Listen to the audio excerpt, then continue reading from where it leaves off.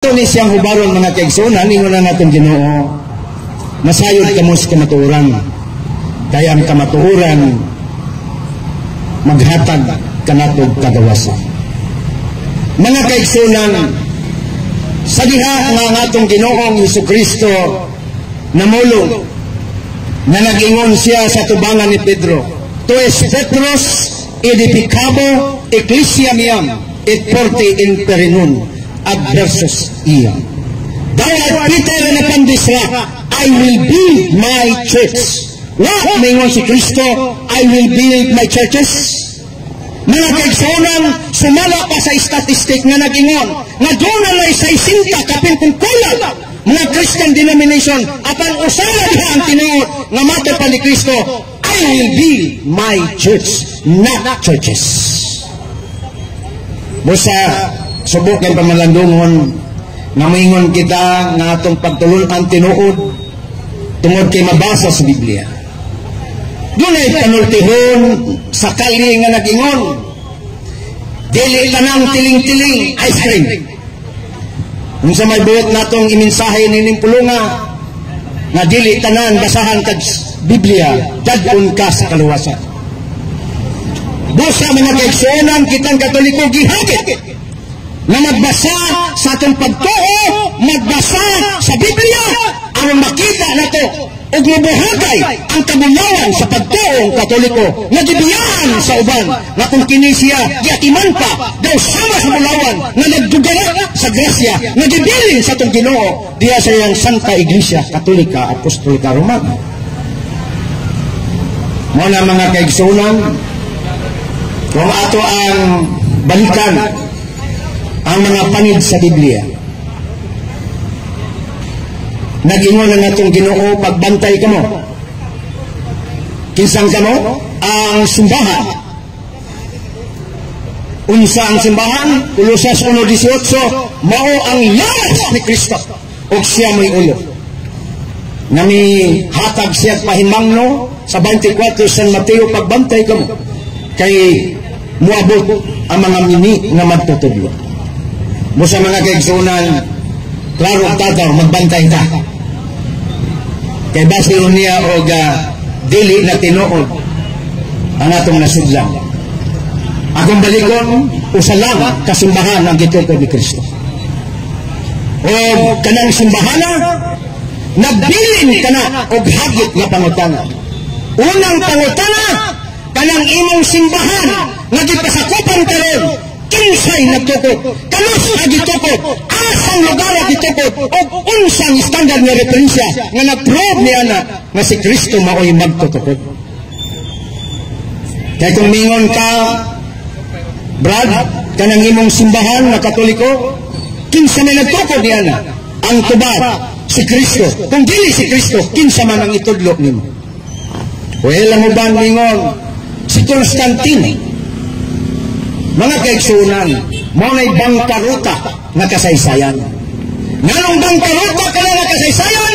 Sa pag-ingon mo na si Constantino managtuto sa Santa Iglesia Katolika, doon na lang 27 kapinpungkulan na Santo Papa wala pa mulingkod isip emperor si Constantino niya itong 312 AD. Busa kanang maong katalungan, bangkaruta ka o di madawa sa hawanan sa korte sa pangatalungan. Busa mga kaigsunan, way laing makapasar nga ang nagtukod sa Santa Iglesia Katolika, walay lain ang atong Ginoong Jesucristo. Sa pag-ingon niya, ikaw si Pedro, sa ibabaw niyong bato, tukuyon ko ang akong iglesia. Ips! Basig mingon ang atong mga buutan na iglesia ni Kristo, kami na. Kay iglesia man. Mga kaigsunan ng terminong iglesia, dili binisaya o gangay sabtun ka na. Nga kana Espanyol, nambuti pasabot niya na, mga tao, nagtukod sa itong Ginoo. Sa in-English church, sa Bisaya, simbahan. Si Kristo nagtukod o mga katauhan. Gitawag og iglesia sa Espanyol, gitawag og church sa English, gitawag og simbahan sa Bisaya. O ang unang simbahan, mao ang gitawag ni Kristo, ang 12 Apostoles, San Mateo, 10:2 na to sa 3. Buti pasabot, ang tinuod na simbahan way laing nagtukod. Dili ikaw, dili ako, kung dili ang atong Ginoong Hesukristo. Klaro og tataw kani. Busa, kung mingon na kami tinuod, kay mabasa mi sa Biblia, kay mingon ra ba ang uban, brad, kami may tinuod. Nga naman, kailangan sa Biblia, Galacia 1:13, Iglesia sa Diyos, busa kami tinuod. Ingon po ang gitawag na Jehovah Witnesses, tampa, hulata. Dili kami tinuod, kami may tinuod. Nga naman, sa Isaiah 43:10, kamo ang mga buotang, mga saksi ni Jehovah, busa kami may tinuod. Kapan mingon sa musiko, ang ato mga kaigsuunang buotan ng mga Iglesia ni Cristo. Pamamustahay kami sa balaan nga halo, ingon na nangamusta kaninyo ang tanang Iglesia ni Cristo. Wag mingon din na Iglesia Katolika, Roma 16:16. Mga kaigsuonan, niya nang maong pag-angkol sa daghan sa mga sikas na gibasa sa Biblia ang atong pangutana o ibili na to sa atong alimpatakan. Mga kaigsuonan, sa tanang nabasa sa Biblia, kinsa man ang tinuod. Kaya saan lang ang itukod ni Kristo. Ningon si Kristo, tukuron pa natong simbahan, diliman mga simbahan, unya katong mga sikas na gibuhian, giangkon mo na sa nakalain-lain na nagbasa sa Biblia, nga maingon usab sila tinuod. Busa dili garantiya nga basahan ka sa Biblia, tinuod na ka na. Mo nang ningon ka, dili tanan mo tiling-tiling ice cream. Mo na magbantay ka, kabatod pa nila, Brad, ang Kristo nga simbahan, nawala! Naas Biblia, gisulti ka na, buhat 20:28, nga ang Iglesia, lutoson, sudlon sa lubong manunukot, ugwan na bilin. Mga kaigsunan, ningon ko ng uban, ang tinuod nga Iglesia, may talikod. Kung saan nga may talikod, di ka na tubang, dili. Ang bodi pa sabot niya na, Brad, sa tinuod na pagtulungan, na himong apostasiya. Mga kaigsunan, kanang maong panultihon, usa ka na kadakong pagpalamas-tamas sa itong Ginoong Hesukristo. Nga naman, duha kadakong promisa sa itong Ginoo na dili ganit maluka. Gawas kung si Kristo imong pakasagkon nga namaka. Matod pa ni Kristo, ikaw si Pedro o sa ibabaw ng bato, tukuron ko ang akong simbahan o bisan ang kamatayon, di makaluka, di makapaundang, di makaguba nining maong simbahan. O kung naguba man ang simbahan, mga kaigsuonan, kinsay na sulti Ginoo ang atong Ginoong Jesucristo o kining bagaton ng mga magtutulog. Namatod pa nila, gibangon ni atong 1914. Busa, kitang Katoliko, hagito na itong kaglingon. Nagilitab, patakaw, paminaw, labi nagkatoliko ka, ditang patakaw, paminaw sa mga doktrina na makahilo sa atong pagtuo. Niya pa ang nakompromisa ni Kristo na dili kayo mubarot ang moingon na ang simbahan ni Kristo gipadayon sa 1914. O kung mingon gani kang gipadayon, doon na di ay panahon na kana ni Hulong o gwa magpadayon. Usa ka na kabakdakong baka nga pagpanudlo. Na naman, ingon si Kristo, ako mag-auban kanunay kaninyo hangtod matapos ang panahon. Wa pa matapos ang panahon. Busa, ningon si Kristo, ako mag-auban kanunay. Kung sa may buti pasabot sa itong Ginoo, ang atong Ginoo nagpasabot nga ang iyang simbahan, iyang ubanan, walay minuto nga milurang, walay oras nga milurang, walay adlaw nga milurang siya pagbiya, walay simana, walay bulan, o walay toy nga iyang gibiyahan ng simbahan. Sa katanungan ni probinsya ng atong Ginoo, ako mag-auban kanunay. Busa, kung ikaw Katoliko, kung makadungog sa mensahe sa Katolikong pagtulunan, way katarungan nga dili ka mo barugog di malig-on. Apan kung dili ka magtuon, mga kaigsuonan, ang Biblia usab ni Ginoo. Usias 6:4, ang akong katawhan, kinsang katawhan? Katawhan sa Ginoo. Ang akong katawhan na laglag, na saat, tungod sa way kaalam. Way kaalam tungod kay wa magtuon sa iyang pagkakatoliko. Way kaalam tungod kay gali ra kayong mutuo kay matod pa nila pariha ra man Ginoo brad. Pariha ra man Ginoo. Dili na pariha brad. Nganong mingon ta nga dili na pariha? Tungod kay ang bakat na pagpanudlo ug ang tinuod na pagpanudlo di yun na magkauban. Sa mga tubig sa dagat na parat o sa tabang parehong tubig o di yun na pariha. Kaya ang isa tabang, ang isa parat. Ang bakat na pagtulunan kailanman hindi magiging totoo. Muna mas maayo siguro nga itong isa-isahon unsaon pag-iya sa matuod na simbahan. Una, ang atong Ginoong Jesucristo nagtukod ug sa lamang kasimbahan, dili daghan. That's why ang pagtukod ni Kristo sa simbahan wala niya nganli. Matthew 6:18 apan gimarkahan ka na sa sumusunod sa mga tinugyanan ni Kristo. Ang tinugyanan ni Kristo ingon si Kristo, ang mudawat ninyo, mudawat na ko. Ang salikway ninyo, nagsalikway ka na ko. Diyos isasay sa Lucas. Meaning, ang simbahan ni Kristo, gitagaan ng authority. Unya, ang authority ni Kristo, gihatagan kini og marka. Nganong gitagaan manig marka? Unsa may tuyo nining marka? Aron, kung pananglitan adunay taong masaag, pinaagi sa ilhanan makatuod. Sama ra gid na natong ikaw igsuon naamo sa usa ka balay nga daghan mo nagpuyo nya pariha mo kulor og chinilas, pariha pag yung gitason, pariha pag yung brand ulitan nga to hilo unya daghan mo kayo unsaon man nimo pag-identify nga kining maong chinilas imo gawas kung kini imong markahan. Kung magaingon ka nga ato kayo kining chinilas tungod kay timaa adunay marka. Ingon sad ni ana ang simbahan nga gitukod ni Kristo taliwala sa daghang nag-angkon gimarkahan ka na sa upat ka marka. Una, mao ang pagkaisa. Usa lang ang simbahan nga gitukod ni Kristo. Unya ang simbahan nga gitukod ni Kristo ang ikaduhang timaan. Mao ang pagkabalaan. Munang daghan kayong musupak sa Santa Iglesia Katolika, time pa brad, kining giingon nimong marka nga kamubalaan, musupak ko niya na. Nga naman, kay diha sa Katoliko, akong nakita nga daghan palahubog. Unya balaan? Akong nakita sa Katoliko nga daghan kayong sugarul. Akong nakita sa Katoliko nga daghan kayong mga gitawag badunganon. Unya mao na ibalaan.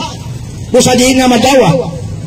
Muna nga sa pagpaubos, pagtubag niya na atong tubagon. Yes, ang simbahan ni Kristo balaan, bantay pagayo mga kaigsunan, ningon si Kristo sa 15:1 at sa 3 San Juan. Ako ang punuan sa paras, kamo mga sanga.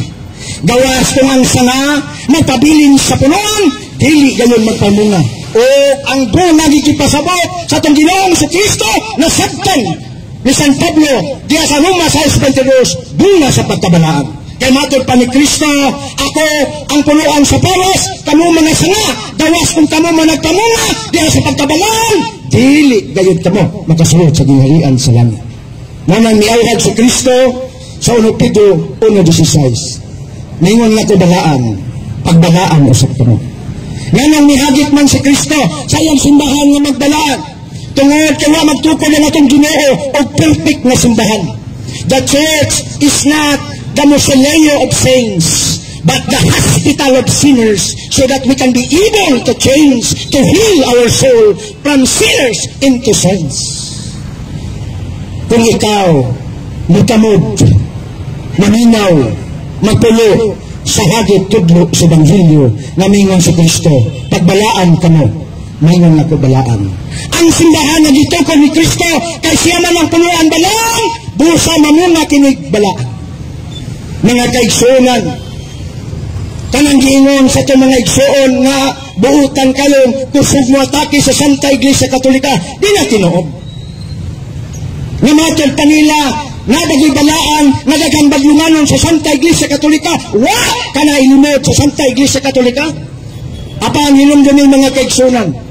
Kung ako na hinumdautan, dili kaya nga akong relihiyon Katoliko.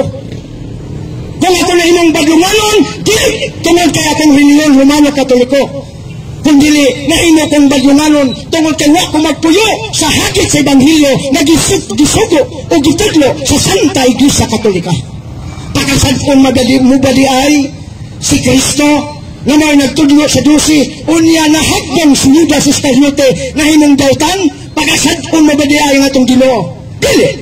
Tungod kay desisyon kato ni Judas na iyang budhian, buhatan niya o dautan ang iyang magtutudlo. Pero wag na tudloin ni Kristo. Busa ayaw kasi lagi si Kristo. Kay dili siya mo ay nagtudlo niya na kung dili pag-abuso kato sa kagawasan ni Judas Iscariote. Sa samang pagkaagi, kung tinuod man o wag gidinay sa Santa Iglesia Katolika na daghang bagumanon, kidawat ka na sa tumang pagpaubos, dala ang pagpasabot na wag na siya magtinabuhi sa iyang pagkakatoliko. Kaya ang tinuod na Katoliko, mutuman sa iyang mga lagda sa Santa Iglesia Katolika na magpuyo nga buhutan aron ang uban matakdan, masama kanimo, masama kaninyo o basama kanilang mahimang balaan. Kay mato pa ni Kristo, ang punuan mailah sa iyang bunga. Kung punuan sa Kristo balaan, then mubunga ka na pagkasantos kung balaan mo siya. Mao ka na mga kaigsunan ang ato ang timanan. One, Holy Catholic. Ang gitukod ni Kristo, mga kaigsunan, walang muungot sa Jerusalem. Tinuod na dito gitukod ni Kristo sa Jerusalem. Pagingon ni Kristo ang geographical location niya ito Mateo 16:18, et superham petram edificado ecclesia mea et porta imperinon adverso siya. Ang geographical location niya na nasa Lake of Galilee, Jerusalem, dili Roma. Nganong na Roma na? Nganong nga managingon, Santa Iglesia Katolika, Jerusalem na. Nganong na Roma mga? Di ba sayok ng inyo? Pabutan to bagwan. Tinuod, dito sa Jerusalem gitukod, dito si Kristo sa iyang tagilungsod. Apan, mingon si Kristo, dili ako sa akong tagilungsod. Apan, was na magawat ka na ako, San Juan 1:11. Ako dili sa akong tagilungsod, apan ang akong katawan, wabagawat ka na ako, meaning ang Israelita. Kung sa may gihimo sa itong Ginoo, ingon si Kristo tumani nga ang simbahan sa Ginoo, ang iglesia sa Ginoo, ang gitawag gingharian sa Dios, pagakuhaon gikan kaninyo, meaning sa Jerusalem, o gibalhin sa nasod, makahatag og bunga niini. Mateo 21:43. Mga kaigsunan, waba mo ninyo matakdi o waba ninyo palandungi. Nasa Mateo, diya sa buhat 23:11, naghigda si San Pablo, dili si San Pablo Alima, ha? Dahil ato ning debater. Ato ning palakpakan, mga kaigsunan, ha? Si San Pablo na kanigitawag og Saulo, nagpahuway, og niduol si Kristo, Pablo, pagmata, ayaw tulog-tulog diha, wali yung tagbilaran. Ano gits Kristo? Ayaw, kundi, bangon. Mayngan nga ikaw, side shoot ng itong ako, ha? Basang tingon, nabagit tagbilaran diingon dito. Joke aside, ha? Mga kaigsunan, doon naman yung panultihon, speaker without sense of humor is just like a coffee without sugar. Busa akin lang yan, butangan sa natong pagkatawa usay palakilak po, kaya na. Banta lang ng side shoot si speaker, kay malipato niya mo, tanaw yun sa ganing gitawag o ganing video na ito, kay kanagod, staro, daghantang makatungan, ha? Mga kaigsunan, asal ganit, may binang nakalimot na ko, nagsulti si Kristo, Pablo, pagmata. Buhat 23:11, mayngon nga nagsanyaw ka kanako dinhi sa Jerusalem, isangyaw mo sa bato ngadto sa Roma. Wag mingon ngadto sa Pilipinas, Diliman, Quezon City, wag yun. Intaan mga kaigsunan, Roma doon ang gilitok ni Kristo, Roma. Mga na mga kaigsunan, dimisyonan sa duha ka apostoles, si San Pedro o si San Pablo o sa diha nga grabing pamatay sa panahon sa tuig 68 AD. Ayan ang bugnaw. Okay? Diha, di patay ang atong giila na tinudlo ni Kristo nga unang leader among the leaders.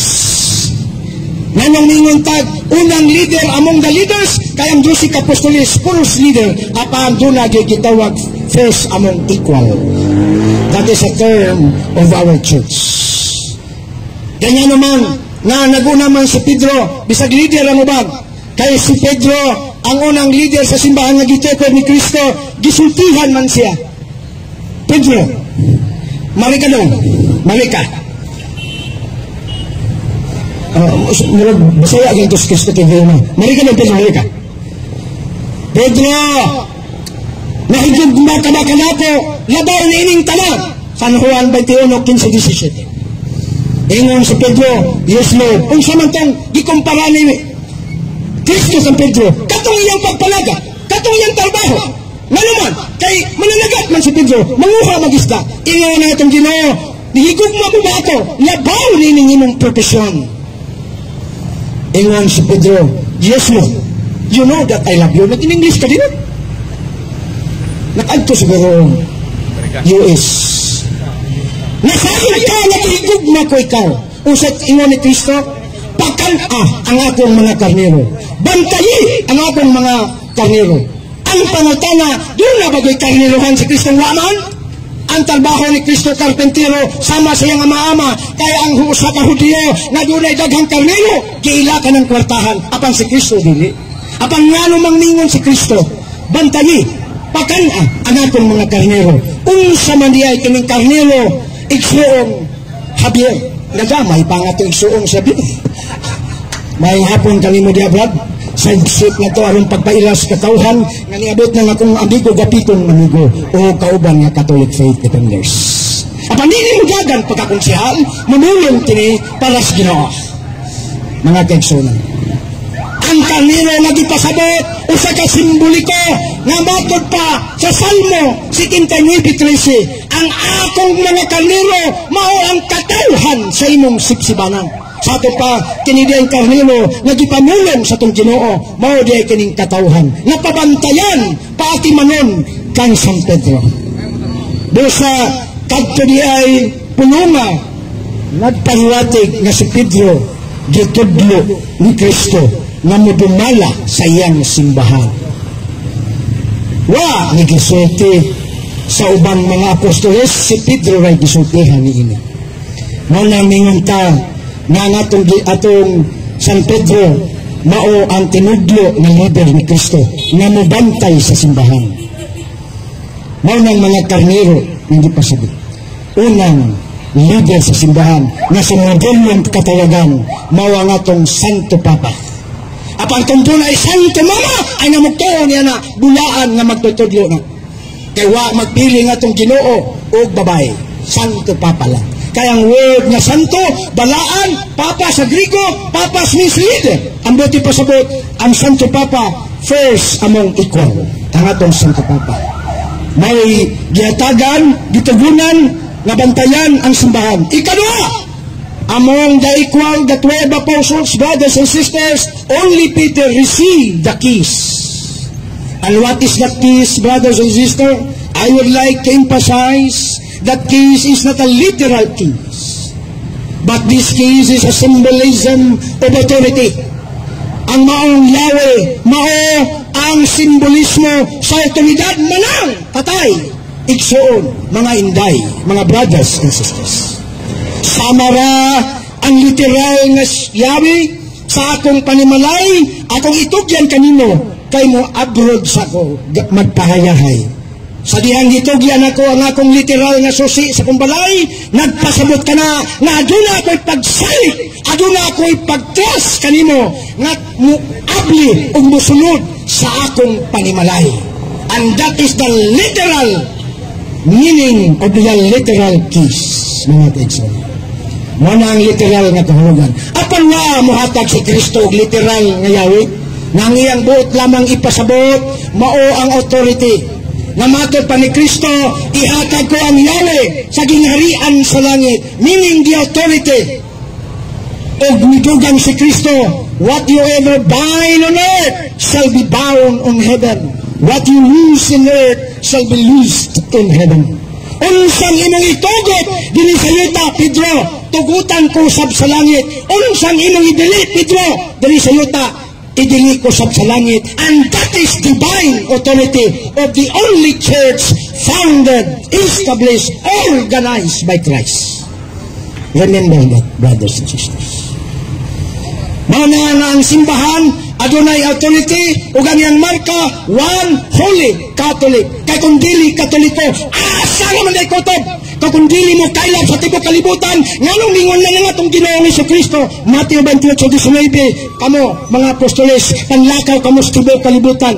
Isang niya may balita sa tanang nasod, sa tanang katawan, ug bunyagi sila sa ngalan samahan sa anak sa Espiritu Santo. Busa ang intensyon ni Kristo sa iyang pagtukod sa iyang simbahan, kailangan mo kailap sa tibok kalibutan. Kaya kung dili mo kailap sa tibok kalibutan, dili ka na tawag Katoliko.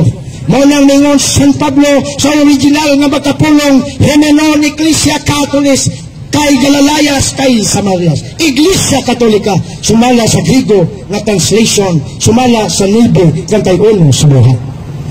Busa ang simbahan ni Kristo, Katoliko, tanggapot!